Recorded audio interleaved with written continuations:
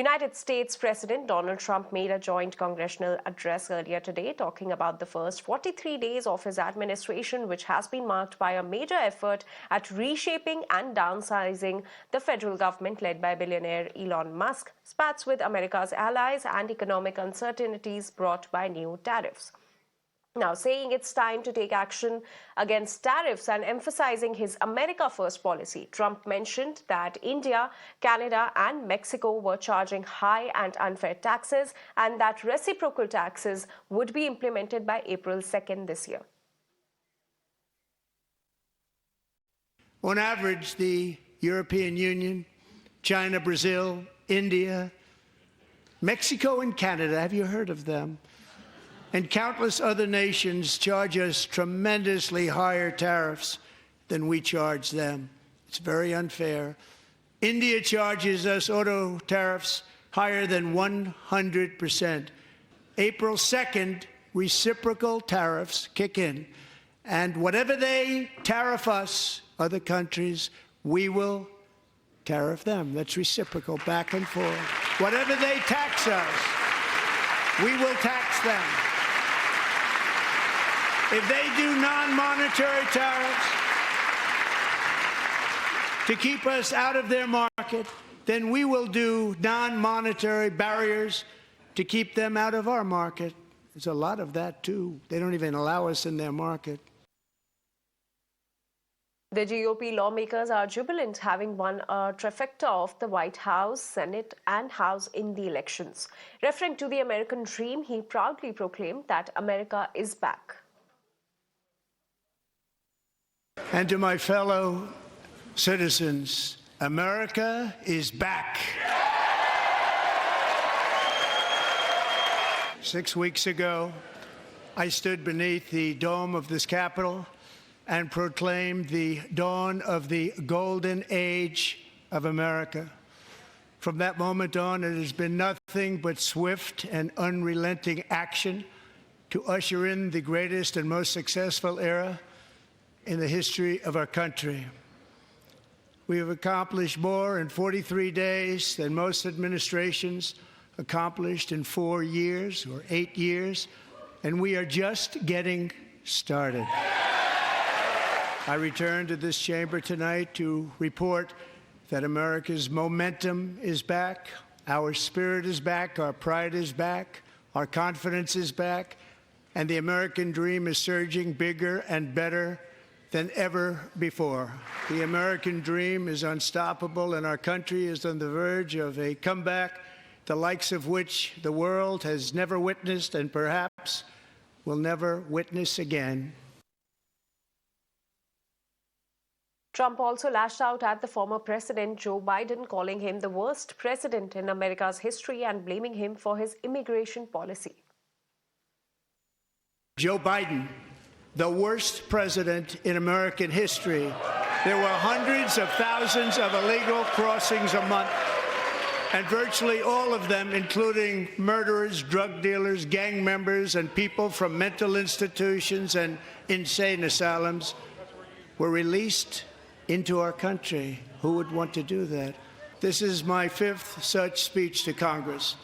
And once again, I look at the Democrats in front of me, and I realize there is absolutely nothing I can say to make them happy or to make them stand or smile or applaud. Nothing I can do. And my colleague Srinjoy is now joining us with more details on this. Srinjoy, Donald Trump has yet again raked up the issue of tariffs, and in fact he has claimed that the reciprocal tariffs will kick in from April 2nd this year. What does it mean for the rest of the world? Well, for India, very clearly, there will be tariffs, there will be reciprocal tariffs from the 2nd of April, unless something is done very quickly. Now, what we've heard is that the Indian side has spoken with the Americans, and the point being made is that, look, we have lowered tariffs. We have lowered tariffs as far as, say, Harley-Davidson is concerned. The lowest tariff, in fact, for Harley-Davidson is 10%. Now, Trump has spoken about 100% tariffs on certain issues. Now, India has also said, let's discuss this. Let's discuss this issue threadbare, and let's discuss this below radar. Let's discuss this quietly. That is the Indian position. But India is not alone. We are talking about Canada, we are talking about Mexico, we are talking about European Union, that's nearly 30 countries. We are talking about China. So that's a lot of countries. And America is making it very clear that all these countries will face tariffs and reciprocal tariffs. That's really the important point here. The other important thing that Trump did speak about was the fact that Zelensky's letter will lead to peace. Now he says that Zelensky is ready to get on to talk peace and is ready to sit down and discuss Right, a Shinjoy, peace we'll come plan. to that. So that's where it is right now.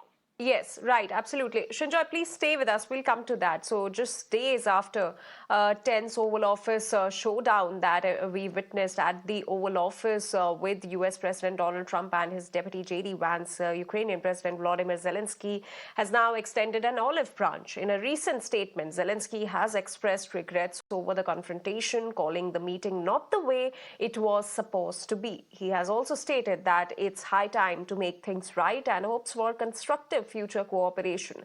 Now, his comments come just hours after the White House halted critical military aid to Ukraine, which has been vital to its defense against Russia. Zelensky has ordered his top defense and intelligence officials to seek official clarification from Washington, insisting that Ukraine and America deserve a respectful dialogue and a clear position.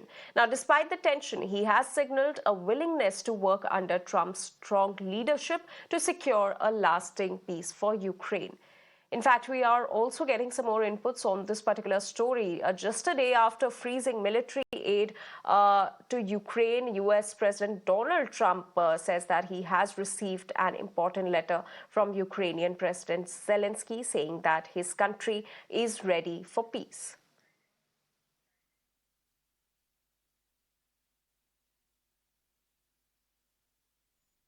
Earlier today, I received an important letter from President Zelensky of Ukraine. The letter reads, Ukraine is ready to come to the negotiating table as soon as possible to bring lasting peace closer. Nobody wants peace more than the Ukrainians, he said.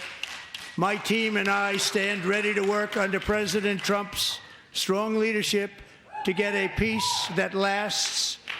We do really value how much America has done to help Ukraine maintain its sovereignty and independence. Regarding the agreement on minerals and security, Ukraine is ready to sign it at any time that is convenient for you. I appreciate that he sent this letter, just got it a little while ago. Simultaneously, we've had serious discussions with Russia and have received strong signals that they are ready for peace. Wouldn't that be beautiful? It's time to stop this madness. It's time to halt the killing. It's time to end this senseless war. And let's also listen into what Zelensky said on Ukraine's ties with the US.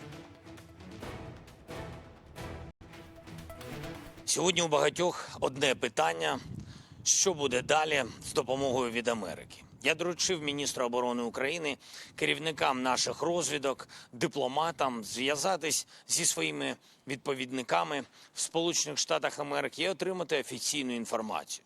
Люди не повинні здогадуватись. Україна і Америка заслуговують на поважний діалог, на чітку позицію одне одного. Зараз не 22-й рік, зараз наша стійкість вища, ми маємо засоби захисту, але для нас важливі нормальні партнерські відносини з Америкою для реального закінчення війни.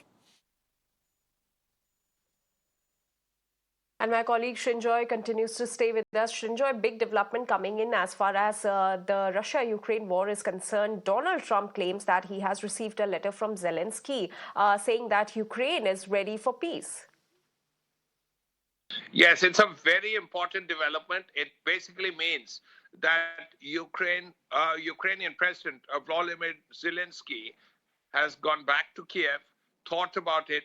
He also realizes the disadvantages of not having any military assistance from the Americans, despite all the support he got from Europe.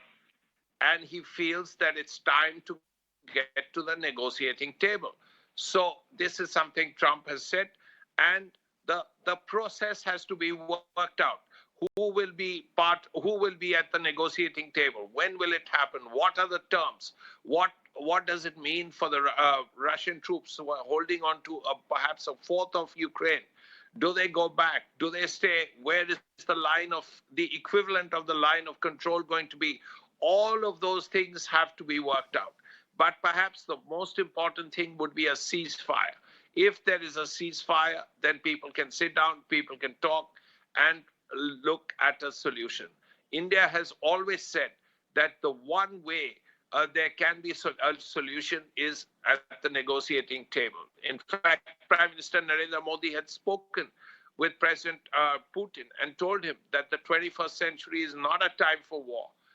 Now we will have to see how things pan out.